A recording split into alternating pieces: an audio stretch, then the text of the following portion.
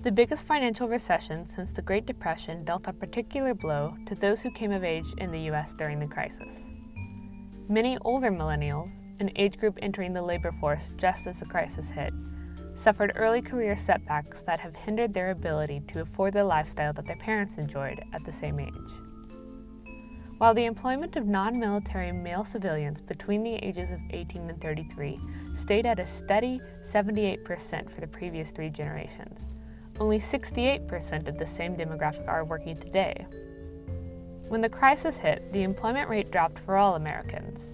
But for young Americans at the start of their career, the ramifications could last the longest.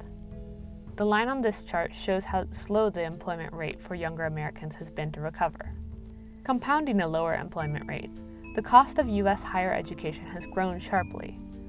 The total cost of college tuition and fees rose 63% in the decade between 2006 and 2016. Student debt now exceeds all other forms of consumer debt except mortgages. The chart shows how the average borrower now graduates with $35,000 in debt. Home ownership for 25 to 35-year-olds today is also lower than that of previous generations at the same age, adding to a bleak picture of a generation that's falling behind their parents in terms of net worth. Indeed, a recent study by economist Raj Chetty found that children today are much less likely to out-earn their parents at the same age. He found that someone born in the 1940s, for instance, was almost guaranteed to be in a better economic position at age 30 than his or her parents were at age 30.